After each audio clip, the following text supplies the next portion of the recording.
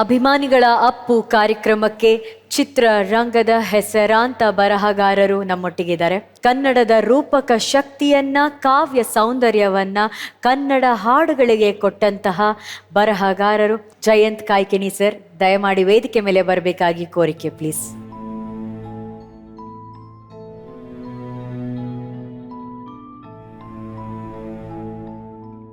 Jayant Kaikini sir, star ಆಗಿ ಸಾಮಾನ್ಯರ ಹಾಗೆ ಇದ್ದಂಥ ಒಬ್ರು ಸೂಪರ್ ಸ್ಟಾರ್ ಒಂದು ವ್ಯಕ್ತಿತ್ವ ನಮ್ಮ ಅಪ್ಪು ಸರ್.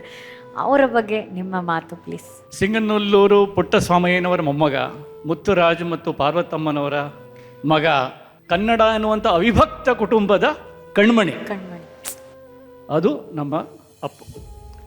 ಹೀಗಾಗಿ ನಮ್ಮೆಲ್ಲರಲ್ಲೂ ಒಂದು ತಾಯ್ತನವನ್ನು ಉಕ್ಕಿಸುವಂಥ ಏಕಮೇವ ವ್ಯಕ್ತಿ. ಈಗ ಒಂದು ಮನೆಯಲ್ಲಿ ಒಂದು ಮಗು ಹುಟ್ಟಿದರೆ ಆ ಸ್ನಾನ ಮಾಡಿಸಿ ಮಲಗಿಸಿದಾಗ ಮನೆಯಲ್ಲೆಲ್ಲರೂ ಎಷ್ಟು ನಿಶ್ಶಬ್ದವನ್ನ ಕಾಪಾಡ್ಕೊಳ್ತಾರೆ ಅಲ್ವಾ? ಆ ಥರದ ಒಂದು ನಿಶ್ಶಬ್ದ ಈಗ ನಮ್ಮನ್ನು ಇಡೀ ಕನ್ನಡ ಮನಸ್ಸಿನ ಲೋಕವನ್ನ ಆವರಿಸಿಕೊಂಡಿದೆ. ಪುನೀತ್ ಅವರ ನಗು ಈ ನೆಲದಲ್ಲಿ ಬೇರೂರಿದ ನಗು ಅದು, ಮತ್ತು ನಮ್ಮೆಲ್ಲರನ್ನ ಸೇರಿಸುವಂಥದ್ದು. ಯಾಕಂದ್ರೆ ಕಲೆ ಇರೋದೇ ನಮ್ಮನ್ನು ಸೇರಿಸೋದಕ್ಕೆ, ಆದರೆ ನಮ್ಮನ್ನು ಸೇರಿಸೋದಕ್ಕೆ ಅವ್ರು ಹೋಗ್ಬೇಕಾ ಅನ್ನೋದು ನಮ್ಮ ಪ್ರಶ್ನೆ. ಇನ್ನಂದರೆ ನಮ್ಮ ಈ ಥರದ ಒಂದು ಜಖಮ್ ಆದಾಗ ನಮ್ಮ ಆತ್ಮಕ್ಕೆ ಮಾತ್ರ ನಾವು ಒಂದಾಗ್ಬಿಟ್ಬಿಟ್ಟು ಮತ್ತು ನಾಳೆ ಮತ್ತು ನಮ್ಮ ಕಾರಣಗಳಿಗೆ ಹೋಗ್ಬಿಟ್ರೆ ಇಂಥವರ ಸಾವಿಗೆ ಅರ್ಥ ಇಲ್ಲ. ಇವರ ಸಾವಿಗೆ ಅರ್ಥ ಬರಬೇಕೋ, ಇವರ ಸಾವಿಗೆ ಅರ್ಹ ಆಗೋ ಹಾಗೆ ನಾವೆಲ್ಲರೂ ಬದುಕಬೇಕು. ಅವರಿಗೆ ನಾನೇನು ಮಾಡ್ಬೋದಪ್ಪ ಮುಡಿಪು, ನಾಳೆಯಿಂದ ನಾನು ಒಳ್ಳೆಯವನಾಗ್ತೀನಿ, ಈ ಮನಸ್ಸಿನಲ್ಲಿರುವಂಥ ಕಸ ಗಿಸ ಎಲ್ಲ ತೆಗೆದುಹಾಕ್ಬಿಡ್ತೀನಿ. ಆಗ ನಮ್ಮ ಅಪ್ಪುವಿಗೆ ನಾವು ಕೊಡಬಹುದಾದಂಥ ಒಂದು ಶ್ರದ್ಧಾಂಜಲಿಗೆ ಅರ್ಥ ಇರ್ತದೆ ಅಂತ ನಾನು ಅಂದ್ಕೊಂಡಿದ್ದೇನೆ. ಒಂದೇ ಮಾತು, ಭಾಳ ಹಿಂದೆ ಕನ್ನಡದಲ್ಲಿ ಒಬ್ಬ ಕವಿ ಇದ್ದರು, ಅದ್ಭುತ ಕವಿ, ಮಧುರ ಚೆನ್ನ ಅಂತ. ಆ ಮಧುರ ಚೆನ್ನರು ತೀರ್ಕೊಂಡಾಗ, ಅಂದರೆ ಅಪವಯಸ್ಸಿನಲ್ಲಿ ತೀರ್ಕೊಂಡ್ರು, ಅವರನ್ನು ಸಮಾಧಿ ಮಾಡೋದಕ್ಕೆ ಕಾರ್ಯಕ್ರಮ ನಡೀತಾ ಇತ್ತು. ಅಲ್ಲಿ ಬೇಂದ್ರೆಯವರು ಹೋಗಿದ್ರು. ಆಗ ಬೇಂದ್ರೆಯವರಿಗೆ ಹೇಳಿದ್ರಂತೆ ಒಂದು ಮಾತು ಹೇಳಿ ಅಂತ. ಆಗ ಬೇಂದ್ರೆ ಒಂದು ಮಾತು ಹೇಳಿದರು, ಮಧುರ ಚಂದ್ರನ್ನ ಹೂತಿಲ್ಲ, ಅವರನ್ನು ಬಿತ್ಯಾರ ಅಂತ ಹೇಳಿದ್ರಂತೆ. ಮಧುರ ಚಂದ್ರರನ್ನ ಬಿತ್ತಿದ್ದಾರೆ ಅಂತ ಹೇಳಿದ್ರಂತೆ. ಆ ಥರ ನಮ್ಮೆಲ್ಲರ ಮನಸ್ಸಿನಲ್ಲಿ ಪುನೀತ್ ಅವರನ್ನು ಬಿತ್ತಲ್ಪಟ್ಟಂಥ ಕಾಲ ಇದು. ಸೊ ಕಲೆ ಇರೋದೇ ಎಲ್ಲರನ್ನೂ ಸೇರಿಸೋದಕ್ಕೆ. ಅವರಿಗೆ ಮತ್ತು ಅವರೆಲ್ಲ ಅಭಿಮಾನಿಗಳಿಗೆ ನನ್ನ ನಮಸ್ಕಾರ. ಜಯಂತ್ ಸರ್, ನೀವು ಬಂದು ಮಾತಾಡಿದ್ದಿ ಒಂದು ಕ್ಷಣ ಈ ನೋವನ್ನು ನೋಡೋ ಅಂಥ ದೃಷ್ಟಿಕೋನ ಆ್ಯಕ್ಚುಲಿ ಬದಲಾಯಿತು ನಮಗೆ. Thank you so much sir. So ನೀವು ಅಲ್ಲಿ ಕುತ್ಕೊಂಡ್ರೆ ನೀವು ಬರೆದಂಥ ಅವರಿಗೆ ಹಾಡುಗಳನ್ನ ಬರೆದಿದ್ರಲ್ಲ, ಆ ಹಾಡನ್ನು ಹಾಡಿಸ್ತೀವಿ, ಅದನ್ನು ಕೇಳಿ ಅದ್ರ ಬಗ್ಗೆ ನಮ್ಮ ಹತ್ರ ಮಾತಾಡಬೇಕು ಅನ್ನೋದು ನಮ್ಮ ಕೋರಿಕೆ. Thank you.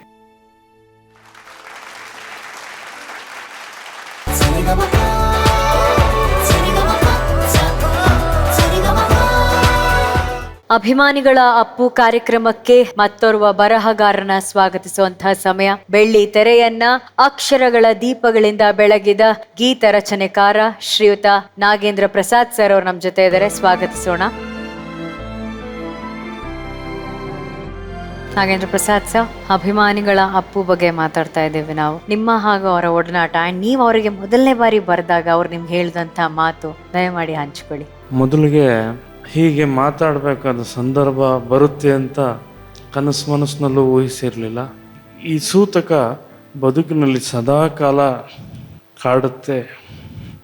ಅಪ್ಪವರು ನಾನು ಮೊದಲು ಅವರ ಅಭಿನಯ ಮಾಡಿದಂಥ 2ನೇ ಸಿನಿಮಾ ಅಭಿ, ಬಿಟ್ಟಾಗ ಗುರು ಫೀಲು, ಮುಂದೆ ಇದೆ ಗೋಲು ಅನ್ನೋಂಥ ಹಾಡು.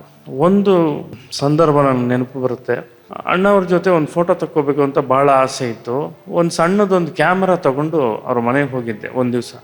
ಅವ್ರು ಕೇಳೋಕ್ಕೆ ಆಗಲಿಲ್ಲ, ಹೊರಗಡೆ ಬಂದರೆ ಕಾರ್ ಹತ್ರ ಅಪ್ಪ ಅವ್ರು ನಿಂತಿದ್ರು.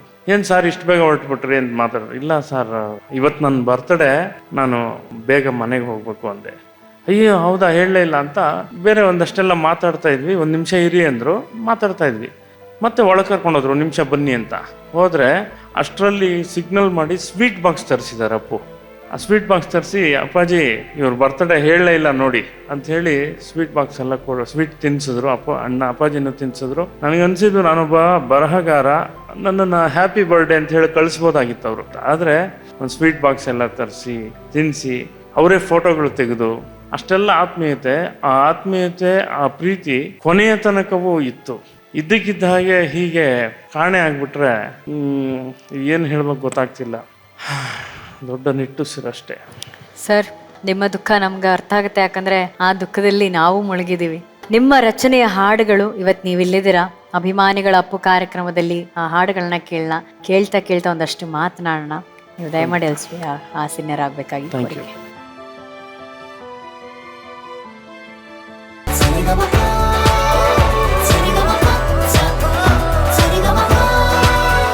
ಮತ್ತೋರ್ವ ವಿಶೇಷ ವ್ಯಕ್ತಿಯನ್ನ ವೇದಿಕೆ ಮೇಲೆ ಬರಮಾಡಿಕೊಳ್ಳುವಂತಹ ಸಮಯ. ಅಪ್ಪು ಅವರನ್ನ ವಿಭಿನ್ನವಾಗಿ ಪರಮಾತ್ಮ ಚಿತ್ರದ ಮೂಲಕ ಅನಾವರಣ ಮಾಡಿ ಅವರಿಗಾಗಿ ಎಷ್ಟೋ ಹಾಡುಗಳನ್ನ ಬರೆದ ಕನ್ನಡದ ವಿಶಿಷ್ಟ ನಿರ್ದೇಶಕ, ವಿಭಿನ್ನ ಬರಹಗಾರ ಯೋಗರಾಜ್ ಭಟ್ ಸರ್ ಅವ್ರು ನಮ್ ಜೊತೆ ಇದ್ದಾರೆ. ಅವರನ್ನ ಸ್ವಾಗತಿಸೋಣ ವೇದಿಕೆ ಮೇಲೆ.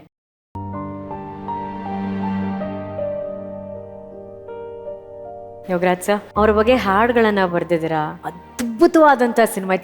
ಅಂದ್ರೆ ನನ್ನ ಪ್ರಕಾರ ಅಪ್ಪು ಸರ್ ಮಾಡಿದಂಥ ಎಷ್ಟೋ ಸಿನಿಮಾಗಳಲ್ಲಿ ಒನ್ ಆಫ್ ದ ಮೋಸ್ಟ್ ವಿಭಿನ್ನವಾದಂಥ cinema, beautiful cinema, Paramathma cinema. ಆ ಸಿನಿಮಾನ ಅವ್ರಿಗಾಗಿ ಕೊಟ್ಟಿದಾರ.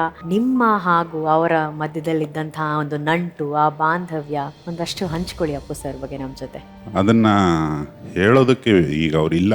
ಆ ಪದ ಹೇಳೋದಕ್ಕೇನೆ ಒಂದು ಸಂಕಟದ ಜೊತೆಗೆ ಆ ಪದಕ್ಕೊಂದು ಅರ್ಥ ಇಲ್ಲ ಅಂತ ಅನ್ಸುತ್ತೆ. ಸುಮಾರು ಪರಮಾತ್ಮದೇ ಅಂದ್ರೆ ಇಲ್ಲ, problem with the words is each word has a meaning. ಪ್ರತಿ ಪದಕ್ಕೂ ಅದರದ್ದೇ ಆದ ಅರ್ಥ ಇರೋದೇ ದೊಡ್ಡ ಸಮಸ್ಯೆ. ಪದಗಳಿಗೆ ಅರ್ಥನೇ ಇಲ್ಲ ಅನ್ನೋ ಥರ ಒಂದು ಎಕ್ಸ್ಪ್ಲನೇಷನ್ನಿಗೆ ಸಿಗದೇ ಇರೋ ಅಗಲುವಿಕೆ ಇದು. ಅವರು ಎಲ್ಲದಕ್ಕೂ ಹ್ಞೂ ಅಂತಿದ್ರು. ತುಂಬ ಚೆನ್ನಾಗಿ ಕೇಳಿಸ್ಕೊಳ್ಳೋ ಗುಣ ಇತ್ತು. ಆಮೇಲೆ ಅರ್ಥ ಆಗಲಿಲ್ಲ ಅಂದರೆ ಇನ್ನೊಂದ್ಸತಿ ಹೇಳಿ ಅಂತಿದ್ರು. ಅದು ತಂದೆಯಿಂದ ಬಂದಿದ್ದೋ ಅಥವಾ ಅವರ ರಕ್ತ ಗುಣವೇ ಅದೋ ಏನೋ. ನನಗೆ ಆ ಹೂ ಅನ್ನೋದು ನೋಡಿದಾಗೆಲ್ಲ ಈ ಸಂದರ್ಭದಲ್ಲಿ ನೆನಪಾಗೋದೇನು ಅಂದರೆ, ಆ ಹೃದಯ ಕೂಡ ನನ್ನ ಕೈಲಿ ಆಗ್ತಿಲ್ಲ ಅಂದಿದೆ.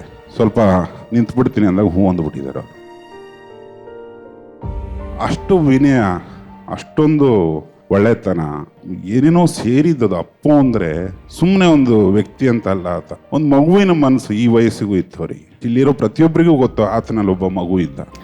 ನಾವು ಕೆಲಸ ಮಾಡಿದ ಆ ಮಗುಗೂ ಸರ್, ಆತನಲ್ಲಿ ಇದ್ದ ಮಗುಗೆ ಪಟ್ ಅಂತ ಈಗ ಜಯಂತ್ ಸರ್ ಹಾಡು ಬರೀತಾರೆ ಅಂದರೆ ಒಂದು ಏನೋ ಇನ್ನಸೆನ್ಸ್ ಕನೆಕ್ಟ್ ಆಗಬೇಕು.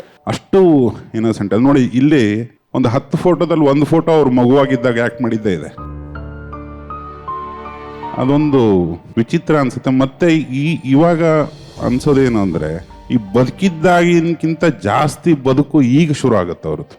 ಹೆಚ್ಚಿನ ಬದುಕು ಇನ್ಮೇಲೆ ಶುರು ಆಗುತ್ತೆ. ನನ್ನ ಪ್ರಕಾರ ಅವರದ್ದು ಮರಣ ಅಲ್ಲ, ಇದು ಹುಟ್ಟದ ಹಬ್ಬ. ತುಂಬ ದೊಡ್ಡ ಮಟ್ಟದ ಶಾಶ್ವತವಾಗಿ ನೆನಪುಳಿಯುವಂಥ ಒಂದು ಎಟರ್ನಲ್ ಎನರ್ಜಿ ಅದು ಕನ್ನಡದ್ದು. ಸೊ ಒಂದು ಅರಗಿಸ್ಕೊಳ್ಳೋಕ್ಕಾಗದೇ ಇರೋ ಸತ್ಯ ಅದು. ಹೊರಟು ಹೋದ್ರು ಅನ್ನೋದು, ಅದನ್ನ ಯಾಕೆ ಅರಗಿಸ್ಕೊಳ್ಬೇಕು? ಅದನ್ನು ನಂಬೋದೇ ಬೇಡ ಅಂತ ಅಂದ್ಕೊಂಡ್ಬಿಟ್ಟಿದ್ದೀನಿ ನಾನಂತೂ. ವೈಯಕ್ತಿಕವಾಗಿ ನಾನಂತೂ ನಂಬೋದಿಲ್ಲ. ಈ ಮುಂಚಿಗಿಂತ ಹೆಚ್ಚು ಆತ ನಳನಳಿಸ್ತಾ ಬದುಕ್ತಾರೆ ಅಂತ ಅಂದ್ಕೊಂಡ್ಬಿಟ್ಟಿದ್ದೀನಿ. ಇದಾರೆ ಅಂತ ಅಂದ್ಕೊಂಡ್ಬಿಟ್ರೆ ನಮಗೂ ನೆಮ್ಮದಿ, ಅವರಿಗೂ ಒಂದು ಸಂತೋಷ. ಸೊ ದಯಮಾಡಿ ಎಲ್ಲರೂ ನಂಬಿ ಅಪ್ಪು ಸರಿ ಇದ್ದಾರೆ.